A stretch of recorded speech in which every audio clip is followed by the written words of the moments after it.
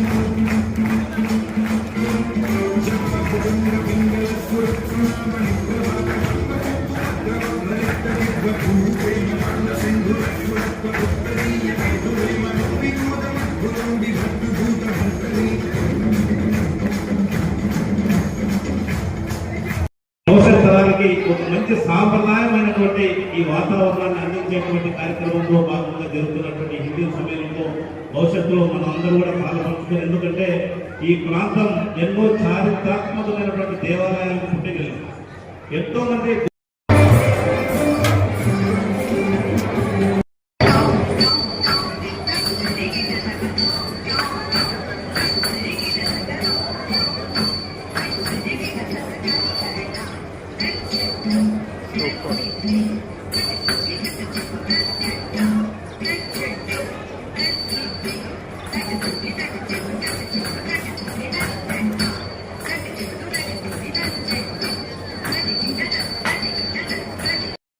హిందూ సమాజం తల ఎత్తుకొని నిలబడేలాగా రాష్ట్రీయ స్వయం సంఘం గత 100 సంవత్సరాలకి పనిచేస్తూ ఈరోజు ఇట్లాంటి హిందూ సమ్మేళనాలన్నీ కూడా దేశమంతగా కూడా ఒక 80,000 స్థలాలను నిర్వహించుకుంటున్నాం.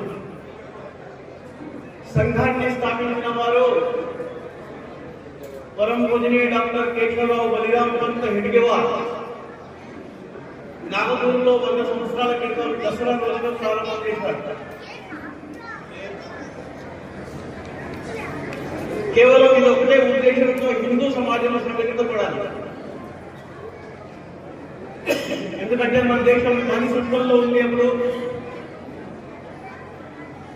100 సంవత్సరాలు ఇదే పనిలో సమాజాన్ని జాగృతం చేయటువంటి పనిలో ఒక 1000 సంవత్సరాలుగా బానిసత్వంలో ఉన్నటువంటి సమాజాన్ని 700-800 సంవత్సరాలు మహమ్మదీయులు పరిపాలన చేశారు. 200 సంవత్సరాలు సుమారుగా ఆంగ్లేయులు పరిపాలన చేశారు. ఇది అనాదిగా లక్షల సంవత్సరాల నుంచి ఈ దేశము హిందూ దేశము. ఇక్కడ నివసించేటువంటి ప్రజలు హిందూ ప్రజలు. ఈ భూమికి వారసులు హిందువులు, ఈ భూమికి యజమానులు హిందువులు. ప్రపంచంలో 57 దేశాలు ఇస్లాం దేశాలు ఉన్నాయి. 100కు పైగా దేశాలు క్రైస్తవ దేశాలు ఉన్నాయి. కానీ హిందువులకు ఉన్నటువంటి ఒకే ఒక దేశము భారతదేశం మాత్రమే.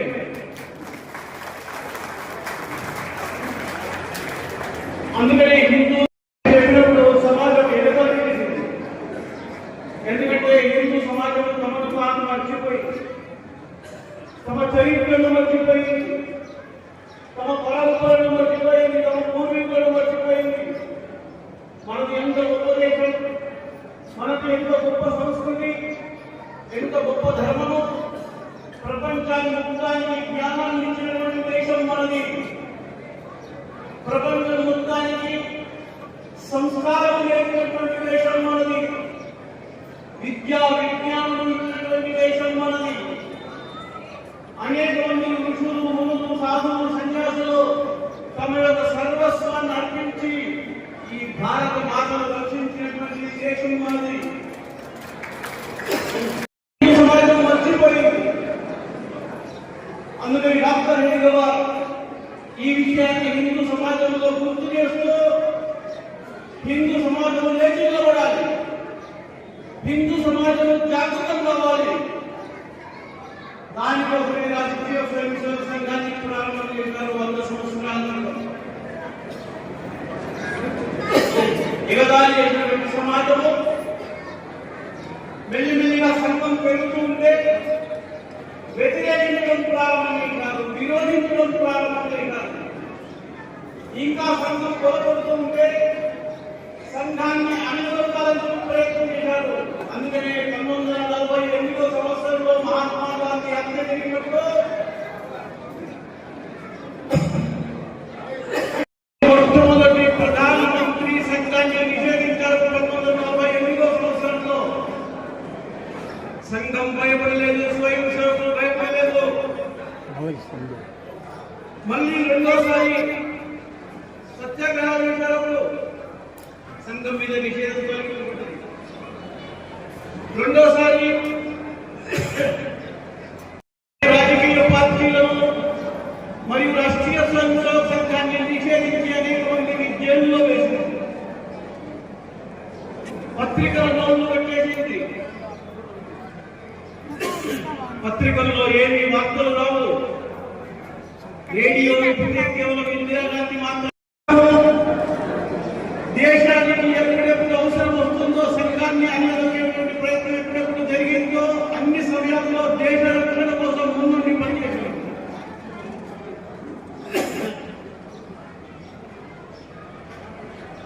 దేశంలో యుద్ధాలు ఉన్నాయి.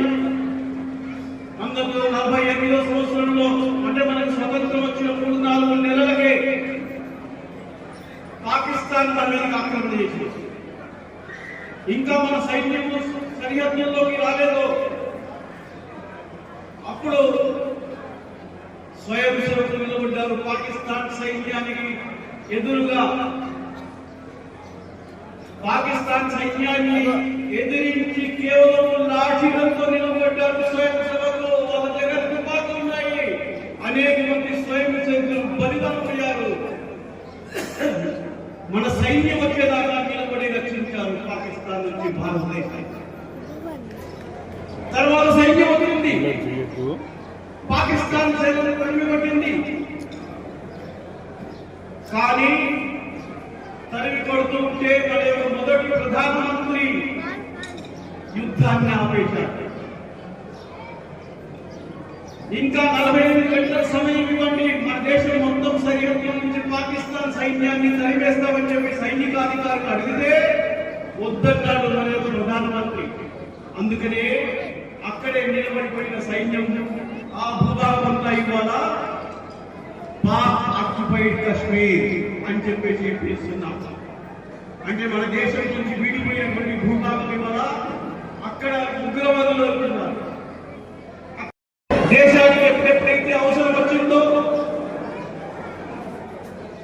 వరదలు వచ్చినప్పుడు, తుఫాన్లు వచ్చినప్పుడు, భూకంపాలు వచ్చినప్పుడు, రైలు ప్రమాదాలు, విమాన ప్రమాదాలు, అగ్ని ప్రమాదాలు, అన్ని సందర్భాల్లో సంఘ స్వయం సేవకులు మాత్రమే ముందుకు వచ్చి పనిచేస్తుంటారు.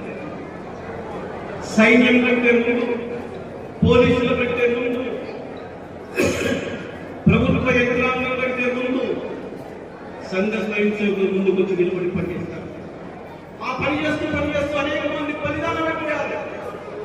కానీ స్వయం సేవకులు సమాజ సేవను వదిలిపెట్టలేదు, సమాజ సేవ చేస్తున్నారు. దేనికోసము? ఈ హిందూ సమాజం నాశనం. ఈ దేశం నా దేశం, ప్రాంతము, భాష, కులము ఏదైనా సరే మేమంతా ఒకటే, మేమంతా భారతమాత సంతానము. మా అందరిలో రాముని రక్తము, కృష్ణుని రక్తము ప్రవహిస్తుంది. మేమంతా ఒకే సమాజం. భావన స్వయం సేవకులుగా ఉంది కాబట్టి ఈ విధంగా సమాజం కోసం పనిచేస్తుంది. రాష్ట్రీయ స్వయం సేవక సంఘం మొదటి చెప్తుంది, ఇది హిందూ రాష్ట్రం. ఇక్కడ నివసించే ప్రజలు హిందువులు. కానీ మెల్లమెల్లగా హిందూ సమాజం సంఘటితమవుతూ వస్తుంది. ఇవాళ మొత్తం దేశంలో హిందువులు నిలబడి గర్జిస్తున్నారు. మేము హిందువులం, మేము హిందూ సమాజం యొక్క అంగపూర్వం, మేము భారత మాత సంతానం అని చెప్పి గర్జిస్తున్నారు ఇవాళ హిందువులు. మన మీద మచ్చలాగా ఉన్నటువంటి ఆ బాబరీ కట్టడాన్ని తొలగించి పారేసింది. అక్కడ ఒక భవ్యమైన సమాజం యొక్క పౌరుషం, హిందూ సమాజం యొక్క స్వాభిమానం. కాబట్టి హిందూ సమాజం సంఘటితమవుతుంది. హిందూ అంటే ఎవరు? హిందూ అంటే ఎవరైతే ఈ భూమిని తల్లిగా భావిస్తారో వాళ్ళు హిందువులు. ఈ భూమితో నాకు సంబంధం లేదు అనుకున్న వాళ్ళు హిందువులు కాదే కాదు. ఈ భూమి ప్రతి మట్టికరము, ప్రతి ధూళికరము నాకు పవిత్రము అని చెప్పి భావిస్తారో వాళ్ళు హిందువులు. ఇక్కడ పుట్టినటువంటి మహాపురుషులు, ఇక్కడ రాముడు, కృష్ణుడు, శివుడు, ఇక్కడ శివాజీ, రాణప్రద, గురు గోవింద్ సింగ్, స్వామి వివేకానంద, స్వామి దయానంద సరస్వతి, ఇలాంటి ఉపనిషత్తులు, రామాయణం, భారతం, భాగవతం, భగవద్గీత ఇవన్నీ నావి అని చెప్పి అనుకునే వాళ్ళు మాత్రమే హిందువులు. మిగతా వాళ్ళు హిందూ మాకేదో గ్రంథం ఉంది, ఆ గ్రంథం, ఈ గ్రంథం కాదు, ఇక్కడ జన్మించిన గ్రంథాలు నావి అని చెప్పి అనుకునే వాళ్ళు మాత్రమే హిందువులు. ఇక్కడ జన్మించిన మహాపురుషులు మాత్రం మా వాళ్ళు అనుకునే వాళ్ళు హిందువులు. ఎక్కడో సౌదీ అరేబియాలో జన్మించిన వాడు మా వాడు కాదు, ఎక్కడో జెరూసలంలో జన్మించిన వాడు కాదు మా వాడు, ఈ భూమి ఈ గడ్డ మీద జన్మించిన వాళ్ళు మా వాళ్ళు అనుకునే వాళ్ళే. ఇక్కడ నదులను, ఇక్కడ సముద్రాలని, ఇక్కడ పర్వతాలని, ఇక్కడ చెట్లు, చేరులు, కొండలు, కోనలు, రాయిని, రప్పను పూజించే వాళ్ళు హిందువులు. వీటితో మాకేమి సంబంధం లేదు అనుకునే వాళ్ళు హిందువులు కాదు. అంటే ఈ దేశస్తులు కానే కాదు. ఎవరైతే భారత మాతకి జై అంటారో, ఎవరైతే వందే మాతరం అంటారో వాళ్ళు మాత్రమే ఈ దేశస్తులు, ఇక్కడ రాష్ట్రీయులు, ఇక్కడ జాతీయులు. అందుకనే హిందూ సమాజం ఇవాళ సంఘటితమై మేము హిందువులము, మేము భారత మాత సంతానం అని చెప్పి గర్జిస్తూ ఉంది. కనుక హిందూ సమాజము ఎవరైతే ఈ దేశం యొక్క ఉన్నతి కోసం పాటుపడతారో, ఉన్నతి కోసం ఆలోచిస్తారో వాళ్ళు మాత్రమే హిందువులు. ఈ దేశంలో బాంబులు వెళ్తే ఈ దేశాన్ని సర్వనాశనం చేయాలి, ఈ దేశంలో తీవ్రవాదం సృష్టించి అమాయకమైనటువంటి అనేక మంది హిందువుల ప్రాణాలను తీసుకోవాలని చెప్పి అనుకునే వాళ్ళు ఇక్కడి వాళ్ళు కాదే కాదు, ఇక్కడ జాతీయులు కాదే కాదు, ఇక్కడ దేశానికి ద్రోహులు వాళ్ళు. అందుకనే ఈ దేశం యొక్క మంచి, ఈ దేశం యొక్క గెలుపులో నా గెలుపు ఉంది, ఈ దేశం యొక్క మానవులో నా మానం ఉంది, ఈ దేశం యొక్క అవమానంలో నా అవమానం ఉంది, ఈ దేశం యొక్క అపజయంలో నా అపజయం ఉంది, ఈ దేశం యొక్క విజయంలో నా విజయం ఉంది అని చెప్పి భావించే సమాజం మాత్రమే హిందూ సమాజం. మన దేవుళ్ళని సైతాన్ అంటారు. అదే ఈ దేశంలో ఉంటూ, ఈ దేశంలో తింటూ, ఈ దేశంలో గాలి పీలుస్తూ, ఈ దేశంలో ప్రాణ రక్షణ పొందుతూ, అన్ని అధికారాలు, హక్కులు పొందుతూ ఈ దేశానికి నష్టం కలిగించే వాళ్ళు ఈ దేశస్తులు ఎట్లా అవుతారు? ఈ దేశస్తులు కాదు. పాకిస్తాన్ క్రికెట్ లో గెలిస్తే, భారతదేశం ఓడిపోతే సంతోషాన్ని అనుభవిస్తారు, మిఠాయిలు పంచుకుంటారు. వాళ్ళు ఈ దేశస్తులు అవుతారా? వాళ్ళు ఈ దేశస్తులు కానీ. భారత వలలో వేసుకొని మహమ్మదీయులు యువకులు పెళ్లిళ్ళు చేసుకొని వాళ్ళకి ముస్లిం సంతానాన్ని కలిగి, అంటే ముస్లిం జనాభాని పెంచుకొని ఈ దేశాన్ని ఇస్లాం చేయాలి అని చెప్పి కలలు అంటున్నారు. 2047 కల్లా ఈ దేశానికి ఇస్లాం కావాలని చెప్పి కలలు అంటున్నారు. అవి కలలు మాత్రం. ఎందుకంటే 700-800 సంవత్సరాలు పరిపాలన చేసి ఈ దేశాన్ని ఇస్లాంగా చేయాలని చెప్పి కలలు కానీ ఆ విధంగా విఫలమైపోయి వెళ్ళిపోయారు. ఎందుకంటే ఈ దేశస్తులు ఈ దేశం కోసం, ఈ భారత మాత రక్షణ కోసం ప్రాణాలు అర్పించి ఈ దేశాన్ని రక్షించుకున్నారు. అట్లాంటి క్రూరమైనటువంటి రాజులు కూడా వెనక్కి తిరిగిపోవాల్సి వీళ్ళతో ఏముంటుంది. కానీ ఇక్కడ సత్యత్వం జరుగుతుంది, ఒక కుతంత్రం జరుగుతుంది. హిందూ అమ్మాయిలని పెళ్లి చేసుకొని హిందూ అమ్మాయిల ద్వారా ముస్లిం సంతానాన్ని కనాలని. ఇది మన ఆపాలి. మన హిందూ మన కుటుంబాల్లో ఉండేటువంటి అమ్మాయిలు వాళ్ళని సంరక్షించుకోవాలి. వాళ్ళ చిన్నప్పటి నుంచి మన సంస్కారాలు నేర్పాలి. వాళ్ళు ఎవరితో తిరుగుతున్నారు, ఎక్కడ పోతున్నారు, ఇవన్నీ గమనించాలి. ముస్లింతో కనుక వెళ్తున్నట్లయితే ఆపాలి, తప్పకుండా ఆపి తీరాలి. ఎందుకంటే మన అమ్మాయి అక్కడ వెళ్ళి బ్రతకలేదు, అక్కడ వెళ్ళి ఉండలేదు. అక్కడ ఒకరు రెండు సంతానాలు అయిన తర్వాత వాళ్ళు అక్కడ తరిమేస్తున్నారు, రోడ్ల మీదకి వస్తున్నారు. వాళ్ళు అక్కడ అమ్మవారి ఇంటికి వెళ్ళలేక, ఇక్కడ ఉండలేక రోడ్ల మీద బతుకుతున్నారు, వ్యభిచారం చేసుకుంటున్నారు. ఈ విధంగా చాలా దీనమైన పరిస్థితుల్లో హిందూ అమ్మాయిలు జీవిస్తున్నారు. అవి లౌకికకు గురైనటువంటి వాళ్ళు. అందుకని మన అమ్మాయిని మనం రక్షించుకోవాలి. మన అమ్మాయిలకు సంస్కారం ఇవ్వాలి. ఇది ప్రతి ఒక్కరూ ప్రతి కుటుంబం చేయాల్సిన పని. దానితో పాటు మన సమాజంలో మన స్వతంత్రం వచ్చినప్పుడు మన యొక్క జనాభా 89% హిందువుల యొక్క జనాభా. మహమ్మదుల యొక్క జనాభా 3% మాత్రమే. క్రైస్తవుల జనాభా 1% మాత్రమే. కానీ ఇవాళ కేవలం 75 సంవత్సరాల్లో మహమ్మదీల జనాభా 17% పెరిగిపోయింది. క్రైస్తవుల జనాభా 8% పెరిగిపోయింది. హిందువుల జనాభా 89% నుంచి 78%కి పడిపోయింది. అంటే హిందువుల సంఖ్య రోజు రోజుకి తగ్గిపోతుంది.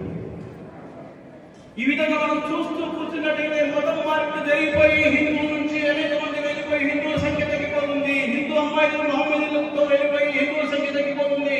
హిందువుల సంఖ్య తగ్గిపోవడానికి కారణం వాళ్ళు కాదు, మనమే. దాన్ని తీసుకొచ్చి మనం పురుగుల కొనుక్కారు. కుటుంబ నియంత్రణ ఎక్కడ చూసినా రేడియో వింటే కుటుంబ నియంత్రణ, ఏ గ్రామం వెళ్ళినా ఎవరో త్రికోణము కుటుంబ నియంత్రణ ఇంటింటికి వెళ్ళి ప్రచారం చేయడము. దానివల్ల మన బుర్రలు విషపూరితమైపోయి అదే 2-3 ఉంటే చాలు అని చెప్పి అనుకుంటున్నాం. అందుకని మెల్లమెల్లిగా 1940 నుంచి 4-5 ఉండేవాళ్ళు. 70లలో 80లలో 3-4 వచ్చింది. మళ్ళీ 90లలో 2-3 వచ్చింది. ఇప్పుడు 2025 వరకు ఇప్పుడు ఒకరే సంతానం. అవునా కదా? అవునా కదా? ఇట్లా మెల్లమెల్లిగా హిందూ సమాజం యొక్క జనసంఖ్య తగ్గుతూ పోతే హిందువులు మిగులుతారా? 89 నుంచి 78% వచ్చింది. ఇట్లానే తగ్గుతూ పోతే ఇంకా తగ్గిపోయినట్లయితే హిందువులు మిగులు. కొద్ది రోజులే, ఎక్కువ రోజులు కాదు. ఎందుకంటే ఇది ఇస్లాం దేశం 2047 కల్లా చేస్తామని చెప్పి మనం కలలు పడుతున్నాం. దానికోసం వాళ్ళు పథకాలు వేస్తున్నారు. 75 సంవత్సరాల్లో 3% ఉన్నటువంటి 17% అయింది. మీరు అనుకుంటుంది 17% 35% కావడానికి, డబుల్ కావడానికి ఇంకా 75 సంవత్సరాలు పడుతుంది. కాదు, గణిత పట్ల ఉండదు. ఇంకొక 10-15 సంవత్సరాల్లో 35% దాటిపోతుంది. ఇక్కడ మనం మహిళలకు అత్యాచారం చేస్తుంటే మనం ఎక్కడికి పారిపోతాము? మనకు ఆశ్రయించే దేశం ఏదైనా ఉందా? ప్రపంచంలో ఉందా? కాబట్టి ఈ దేశం ఒకటే దేశం, మనకున్నటువంటి దేశం.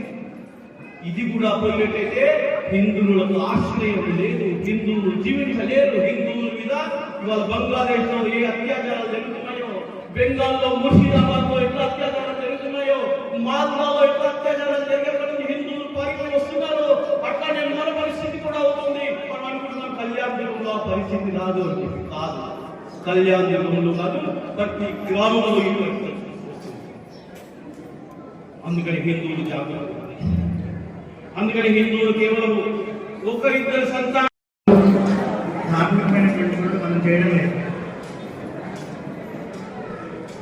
భగవద్గీత ఇంతకు పూర్వం ప్రతిరోజు ప్రతి ఇంట్లో ప్రతిరోజు పట్టడం జరిగేది.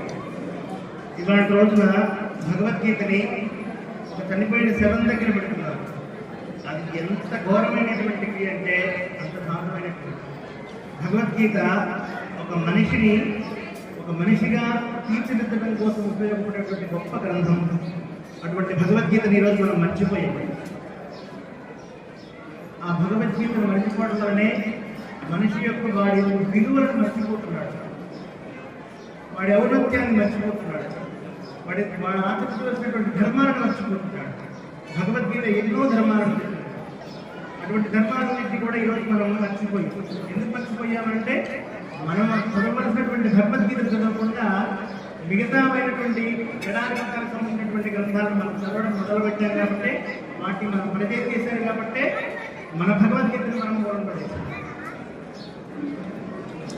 ఆ వారి వారి మతాలకు వారికి ఉన్నటువంటి కట్టుదిట్టమైనటువంటి పద్ధతులు వాళ్ళకు ఉన్నాయి. కానీ మన హిందూ సనాతన సంప్రదాయంలో మనకున్నటువంటి కట్టుబాటును మనం మర్చిపోతున్నాం. వాళ్ళ మందిరాల్లో వాళ్ళ మతానికి సంబంధించినటువంటి విషయాలన్నింటినీ వాళ్ళకు చెప్పి వారి ప్రాణాలను రావడం లేదు. ఇందాక శ్యామ్జీ గారు చెప్పినటువంటి విధంగా సంతానం విషయంలో మన హిందువులందరం కూడా ఒకరే చాలు, ఇంకొకరు వద్దు అని అంటున్నాం. కానీ అది తప్పు. మనం హిందువుల సంఖ్య తక్కువైపోతుంది, వారి సంఖ్య ఇప్పుడు ఆర్ఎస్ఎస్ రాష్ట్రీయ స్వయం సేవక్ సంఘ్ అదే ధర్మాన్ని పునఃప్రతిష్టాపన చేయడం కోసం అనేక విధాలుగా అనేక కార్యక్రమాలు చేస్తూ హిందువుల్లో జనజాగృతం చేస్తుంది. నవ సమాజ నిర్మాణం కోసం రాష్ట్రీయ స్వయం సేవక్ సంఘ్ 100 సంవత్సరాల నిండిన సందర్భంగా అనేక ప్రాంతాల్లో ఇటువంటి హిందూ సమ్మేళనాలను మనం చేస్తున్నాం. హిందువుల్లో జనజాగృతం చేయడం కోసమే రాష్ట్రీయ స్వయం సేవక్ సంఘ్ ప్రత్యేకమైనటువంటి హిందూ సమ్మేళనాలు చేస్తుంది. దీనివల్ల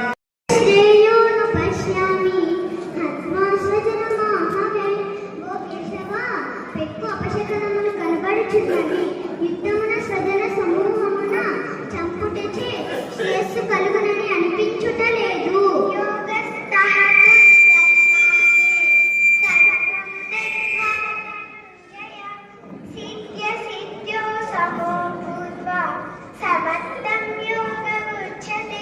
ఓ ధనుంజయ, యోగస్థుడవై ఆసక్తిని వీడి సిద్ధి అసద్ధులయోడ సమత్వ భావమును కలిగి ఉండు. ಕರ್ತವ್ಯ ಕರ್ಮಗಳನ್ನು ಆಚರಿಸು. ಈ ಸಮತ್ವ ಭಾವ ನಮ್ಮ ಭಾರತ ದೇಶಕ್ಕೆ ಎಲ್ಲ ವಿದೇಶದವರು ಬರ್ತಾ ಇದ್ರು. ಯಾಕೆ ಬರ್ತಾ ಇದ್ರು ಅಂದ್ರೆ ಸಂಸ್ಕೃತಿಯನ್ನು ಕಲೀಲಿಕ್ಕೆ ಬರ್ತಾ ಇದ್ರು, ಶಾಂತಿಯನ್ನ ತಗೊಳ್ಳಿಕ್ಕೆ ಬರ್ತಾ ಇದ್ರು, ಆರೋಗ್ಯವನ್ನು ತಗೊಳ್ಳಿಕ್ಕೆ ಬರ್ತಾ ಇದ್ರು. ಇವತ್ತು ಕೃಷ್ಣ ಅರ್ಜುನ ನಾವೆಲ್ಲರೂ ಕೂಡ ಮಹಾಭಾರತದಲ್ಲಿ ಭಗವದ್ಗೀತೆಯಲ್ಲಿ ಕೇಳ್ತೀವಿ. ಆದರೆ ಮಹಾನ್ ಯೋಗಿಗಳಿದ್ದಾರೆ. ರಾಮಕೃಷ್ಣ ಪರಮಹಂಸರಾಗಿರ್ಬೋದು, ಸ್ವಾಮಿ ವಿವೇಕಾನಂದರಾಗಿರ್ಬೋದು, ಶಂಕರಾಚಾರ್ಯರಾಗಿರ್ಬೋದು, ಜಗಜ್ಯೋತಿ ಬಸವೇಶ್ವರರಾಗಿರ್ಬೋದು, ಮಹಾನ್ ವ್ಯಕ್ತಿಗಳು ಈ ದೇಶದಲ್ಲಿ ವಿದೇಶದವರಿಗೆ ಸಂಸ್ಕಾರವನ್ನು ಕೊಟ್ಟು ಇವತ್ತು ಭಾರತ ದೇಶವನ್ನ ದೇವರ ಮಾಡಿ ಹೋಗಿದ್ದಾರೆ. ಇಂತಹ ಸಂದರ್ಭದಲ್ಲಿ ನಾವೆಲ್ಲರೂ ಕೂಡ ವಿದೇಶ ಸಾಮಾನನ್ನು ಬಳಸ್ತಾ ಇದ್ದೀವಿ, ವಿದೇಶದ ಕಾರುಗಳನ್ನು ಬಳಸ್ತಾ ಇದ್ದೀವಿ, ವಿದೇಶದ ಬಟ್ಟೆಗಳನ್ನು ಬಳಸ್ತಾ ಇದ್ದೀವಿ. ನಾವೆಲ್ಲರೂ ಕೂಡ ಜಾಗೃತರಾಗಬೇಕು, ಪ್ರಜ್ಞೆ ಇಟ್ಟುಕೊಂಡು ವ್ಯಾಪಾರ ಮಾಡಬೇಕು. ಕಡಿಮೆ ಬೆಲೆಗೆ ಮೊಬೈಲ್ ಸಿಗ್ತೈತೆ ಅಂತೇಳಿ ಚೀನಾದವರು ಮಾಡ್ತಕ್ಕಂಥ ವಸ್ತುಗಳನ್ನು ನಾವು ತಗೊಳ್ತಾ ಇದ್ದೀವಿ. ನಮ್ಮ ದೇಶವನ್ನು ನಾವು ಬಡವರಿಗೆ ಮಾಡ್ತಾ ಇದ್ದೀವಿ. ಅದಕ್ಕೆ ಇವತ್ತು ಮುಖ್ಯವಾಗಿ ರಾಜ್ಯತಾಂತ್ರಿಕವಾಗಿರ್ತಕ್ಕಂಥದ್ದು ಇವತ್ತು ಜನಗಳ ಆಧಾರದ ಮೇಲೆ ಸರ್ಕಾರಗಳ ನಿರ್ಣಯ ಆಗ್ತಾ ಇದೆ.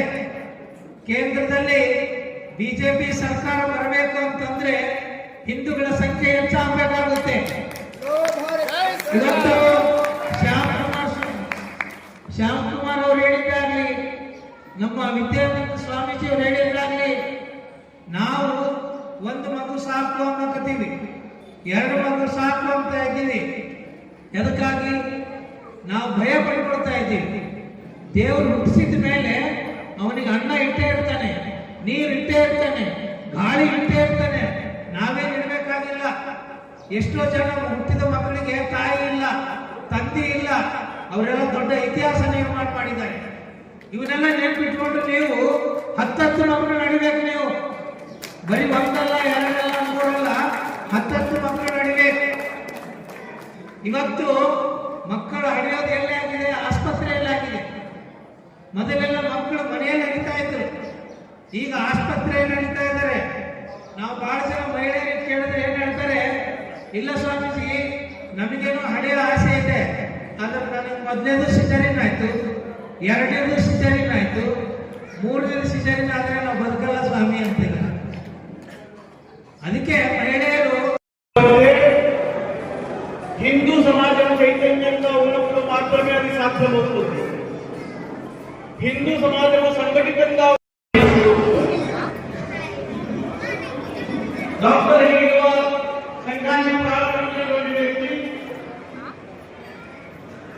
పిల్లల యొక్క మనసులో చిన్నతనం ఇంకో ఒకటి అయస్కాంతంగా ఎలా మార్చాము, అలాగే రోజు ఏ విధంగా జరిగింది, ఒక ఇంకొక అయస్కాంతంగా రోజు దాన్ని ఒక బలమైన అయస్కాంతం చేత, శాశ్వతమైన ఒక అయస్కాంతం చేత రుద్దడం వల్ల దానిలో ఆ శక్తి అనేది జనరేట్ అయింది.